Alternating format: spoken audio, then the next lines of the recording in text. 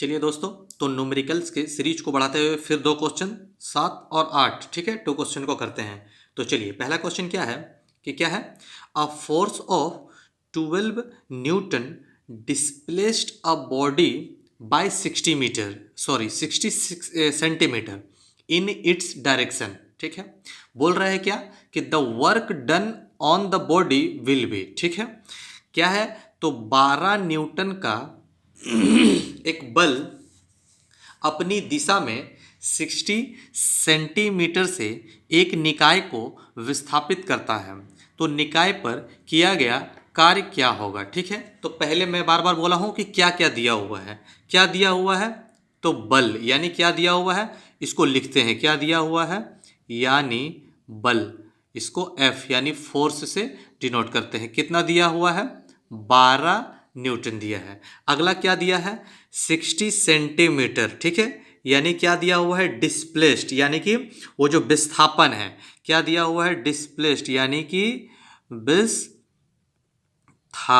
ठीक है ना, जिसे S से डिनोट करते हैं। ठीक है, ये कितना दिया हुआ है, 60 सेंटीमीटर, ठीक है ना। तो विस्थापन और दूरी में कंफ्यूज नहीं होना है ना, विस्थापन और दूरी में मैं बता दिया हूँ इसके प्रीवियस वीडियो में, फिर भी मैं अभी बता देता हूँ कि विस्थापन और दूरी में क्या होता है कि यहाँ पे मान लीजिए ये दो पॉइंट है, इस दोनों पॉइंट में अगर आपको इस पॉइंट से इस पॉइंट में आना है तो आप दो तरीके से आ सकते हैं। एक तो आप इस तरीके से आ सकते हैं, शॉर्टेस्ट रूट, एक तरीका है कि आप ऐसे ऐसे ऐसे इधर उधर से घूम के आ सकते हैं। तो ये जो है ना, इसे दूरी बोलते हैं। ठीक है, ये जो आप घूम के आ रहे हैं उसे दूरी बोलते हैं, जिसे हम लोग डी से डिनोट करते हैं। और ये क्या है, शॉर्टेस्ट रूट है, ठीक है ना, ये क्या है, शॉर्टेस्ट रूट है ना, तो इसको विस्थापन कहते हैं और इसे हम लोग एस से डिनोट करते हैं। तो ये क्या है, कार्य क्या होता है, तो कार्य का जो ये परिभाषा होता है वो क्या होता है कि कार्य को मतलब क्या है कि एक बल के द्वारा किया जाना तब कहा जाता है जब वस्तु वास्तव में लागू बल के दिशा में कुछ दूरी विस्थापित होती है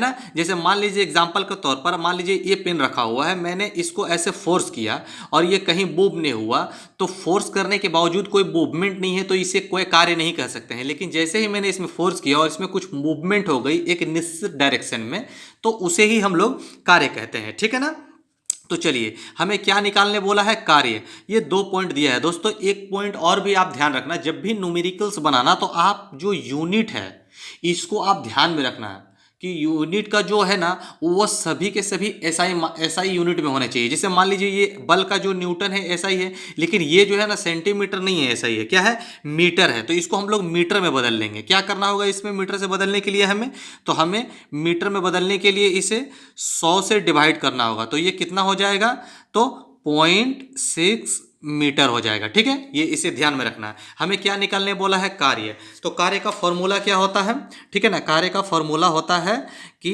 वर्क, यानी कार्य का फॉर्मूला क्या होता है, कार्य का फॉर्मूला क्या होता है, तो बल इंटू विस्थापन, ठीक है, इंटू कॉस थीटा, है ना, आता है। ठीक है ना, अभी देखिए क्या है, बल, इसको क्या है, W से करते हैं, फोर्स को बल इससे करते हैं, और ये क्या है, S है, और ये कोस थीटा है ना। तो कोस थीटा, तो क्या निकालना है, कार्य निकालना है। फोर्स कितना दिया हुआ है, तो 12 न्यूटन दिया हुआ है। S कितना दिया हुआ है, तो हमने निकाल लिया है 0.6 मीटर। ठीक है, अच्छा, इंटू में कोस थीटा, कोस थीटा को फिर से हम लोग जीरो ही लेने वाले हैं, क्योंकि बल के दिशा में क्षैतिज में जा रही है, तो कोस थीटा का वैल्यू क्या होगा, 0 डिग्री होगा। ठीक है ना, और 0 डिग्री का मान क्या होता है, कोस 0 डिग्री का 1 होता है। ठीक है ना, अब हम लोग इसको कैलकुलेट करते हैं, कितना होगा, तो 12 छक 72 और एक में दशमलव है, तो बीच में 7.2 जूल इसका आंसर होगा। ठीक है, चलिए अगले क्वेश्चन की ओर बढ़ते हैं। अगला क्वेश्चन जो है वो क्या है कि due to an acceleration of 2 metre per second square, ठीक है, the velocity of a body, ठीक है ना, increase from 20 metre per second to 30 metre per second in a certain period. ठीक है,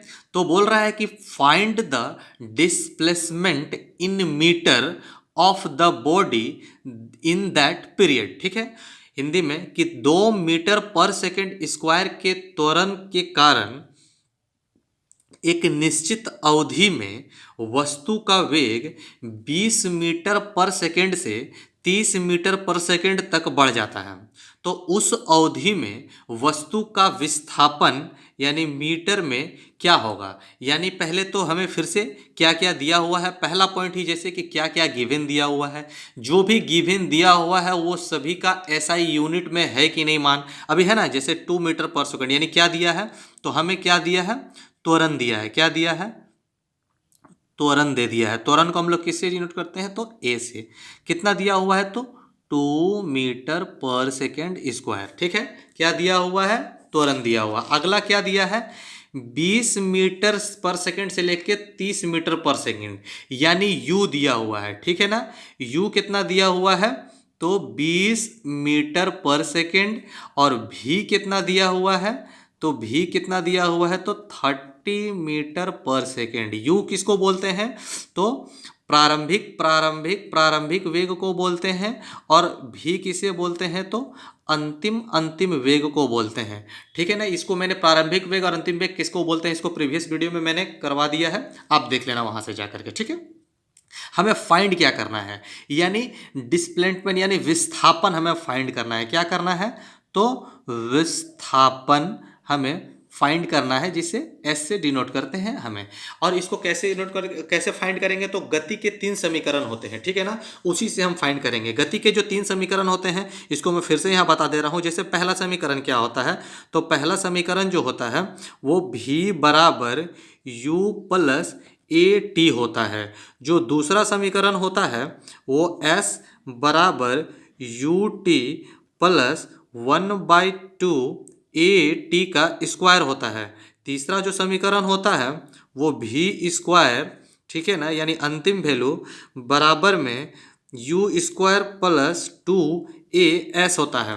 तो अब हमें ये आप इसको सीरियल वाइज ही याद रखना कि ये पहला नियम, दूसरा नियम और तीसरा नियम, क्योंकि एग्जाम में डायरेक्ट पूछेगा कि गति का जो दूसरा नियम होता है वो कौन सा होता है, और आपको ये तीनों में से ऑप्शन दिया रहेगा, ठीक है ना। तो आपको गति का दूसरा नियम इसमें क्लिक करना है, ठीक है। बाय ट्रिक मैंने याद करवाया था कि पहला, दूसरा और तीसरा कैसे याद रख सकते हैं, तो जो भी से स्टार्ट करेंगे और जो पहला होगा उसमें स्क्वायर नहीं होगा, और जो तीसरा होगा वो सबसे बड़ा है, थर्ड नंबर पे तो इसका स्क्वायर वाला होगा, ठीक है ना। तो भी और भी स्क्वायर सबसे लास्ट में होगा, और एस, तो ये गति का भी प्लस है ना। अब हम इसमें से देखते हैं कि कौन सा फॉर्मूला यूज करके इसे निकाल सकते हैं। अगर मान लीजिए पहला फॉर्मूला यूज करते हैं कि भी यू ए एस, ये हमें निकालना है एस, तो एस तो पहला वाला में है नहीं, तो इसको तो लेंगे नहीं।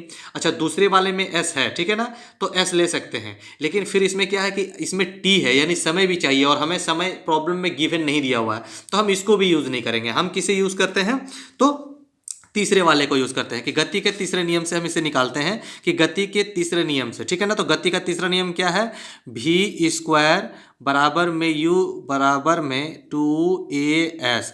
भी स्क्वायर कितना दिया हुआ है, तो 30, यानी 30 का स्क्वायर बराबर में यू कितना दिया हुआ है, 20 का स्क्वायर प्लस 2, ए कितना दिया हुआ है, इंटू 2, और हमें निकालना क्या है, एस, ठीक है।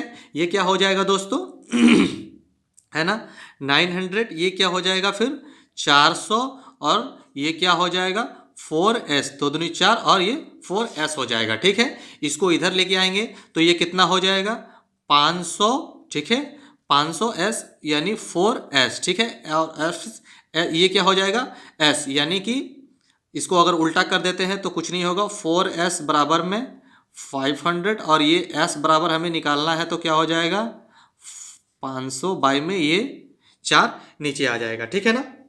अब इसको काट लेंगे, कितने बार में होगा, तो 1 से डायरेक्ट कितने बार में चला जाएगा, 1 2 5 मीटर इसका आंसर हो जाएगा, है ना। 125 को 2 बार करेंगे तो 250, 250 250 500, है ना, तो 4 बार में चल जाएगा, तो इसका आंसर हो जाएगा, ठीक है।